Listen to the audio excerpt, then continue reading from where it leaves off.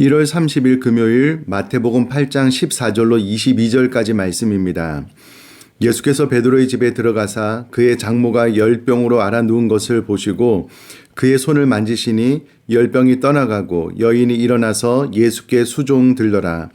저물매 사람들이 귀신 들린 자를 많이 데리고 예수께 오거늘 예수께서 말씀으로 귀신들을 쫓아내시고 병든 자들을 다 고치시니 이는 선지자 이사야를 통하여 하신 말씀에 우리의 연약한 것을 친히 담당하시고 병을 짊어지셨도다 함을 이루려 하심이더라. 예수께서 무리가 자기를 애워싸는 것을 보시고 건너편으로 가기를 명하시니라. 한 서기관이 나와 예수께 아뢰되 선생님이여 어디로 가시든지 저는 따르리이다. 예수께서 이르시되 여우도 굴이 있고 공중의 새도 거처가 있으되 인자는 머리 둘 곳이 없다 하시더라. 제자 중에 또 한 사람이 이르되 주여 내가 먼저 가서 내 아버지를 장사하게 허락하옵소서. 예수께서 이르시되 죽은 자들이 그들의 죽은 자들을 장사하게 하고 너는 나를 따르라 하시니라. 아멘. 오늘 본문의 말씀은 복음의 수혜자에서 헌신자로 나아가라 라는 핵심적인 교훈이 들어있는 말씀입니다. 우선 14절 15절 말씀을 보면 예수님께서 베드로의 집에 들어가 그의 장모가 열병으로 앓아 누운 것을 보시고 그의 손을 만져 열병을 고치시는 사건에 대해서 기록이 되어져 있습니다. 이 말씀을 통해서 우선 분명히 알 수 있는 것, 그리고 우리 마음속에 깊이 새겨야 되는 것은 예수님의 손길이 닿는 곳에는 치유의 역사가 일어난다라는 것입니다. 이때 당시의 열병은 내 의지로 고칠 수 없는 고통이었는데요.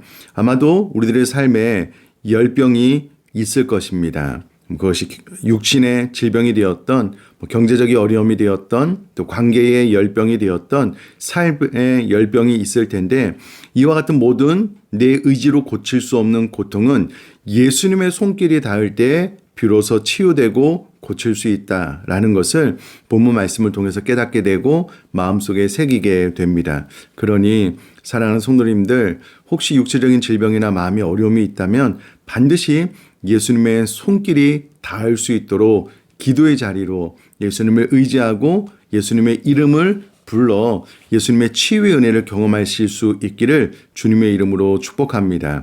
그러나 오늘 본문의 말씀은 단순히 예수님의 손길을 통하여 질병을 고친다라는 교훈이 아닙니다. 15절 말씀 보면 열병이 떠나가고 난 이후에 여인이 일어나서 예수께 수종들더라 뒤에 부분이 핵심적인 교훈입니다.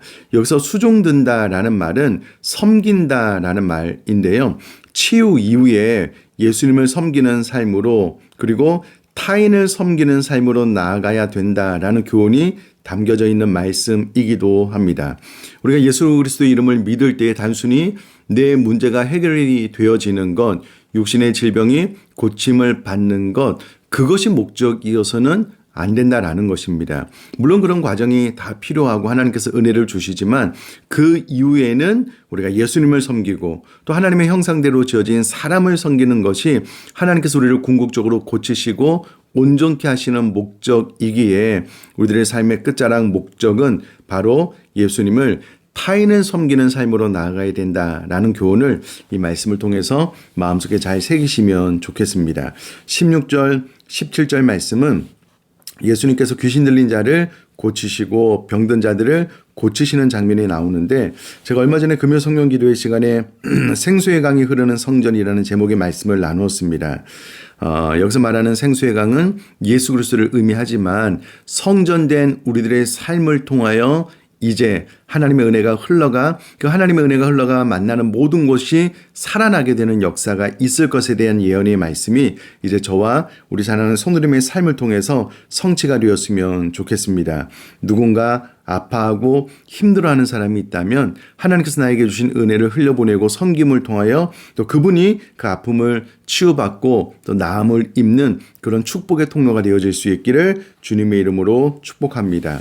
18절 이후에는 예수님께서 무리가 자기를 애워싸는 것을 보시고 건너편으로 가기를 명하셨고요. 또 그곳에서 한 서기관이 예수님께 나와 선생님이여 어디로 가시든지 저는 따르리이다 라고 본인의 의지, 본인의 결심, 결단을 예수님께 말씀드리는 장면이 나옵니다. 그런데 예수님의 대답이 좀 뜻밖의 대답입니다. 그래, 너희 결단이 참 귀하니 나를 잘 따르거라 라고 말씀하시지 않고 20절 말씀 보면 예수께서 이르시되 여우도 굴이 있고 공중의 새도 거처가 있으되 인자는 머리 둘 곳이 없다 하시더라 라는 말씀을 통해서 예수님을 따르는 삶은 머리 둘 곳이 보장되지 않는 안전 가옥이 보장되지 않는 삶이다. 여우도 굴이고 공중의 새도 거처가 있지만 오히려 나는 머리 둘 곳이 없기에 그럼에도 불구하고 네가 나를 따르겠느냐? 이와 같은 따름의 결단과 각오가 필요하다라고 이야기를 하고 있습니다. 성경은 집을 짓기 전에 내가 가진 것으로 이 집을 지을 수 있는지 계산을 해봐라. 전쟁에 나가기 전에 내가 가진 이 능력으로 상대방을 이길 수 있는지 계산을 해보아라 라고 권면을 해주고 있습니다. 우리도 주님을 따름에 있어서 전혀 다른 방향으로 주님을 따르고 있지는 않는지 본문 말씀을 통해서 점검해 보아야 될 것은 주님은 네가 나를 따름에 머리 둘 곳이 없다. 안전을 보장받지 못한다라고 이야기를 하고 있는데 오히려 우리는 주님으로 인하여 하나님 내 삶이 보장받기를 원합니다. 집도 건강도 분명한 예수님으로 인하여 혜택받기를 원합니다. 라고 기도할 때가 있는 것 같습니다. 물론 그 기도가 잘못된 것은 아닙니다. 당연히 기도해야 되겠지요. 그러나 그 모든 것들이 채워지지 않는다라고 하더라도 그럼에도 불구하고 주님을 따르겠습니다라는 결심이 필요하다라는 것을 본문 말씀을 통해서 잘 새기셨으면 좋겠습니다.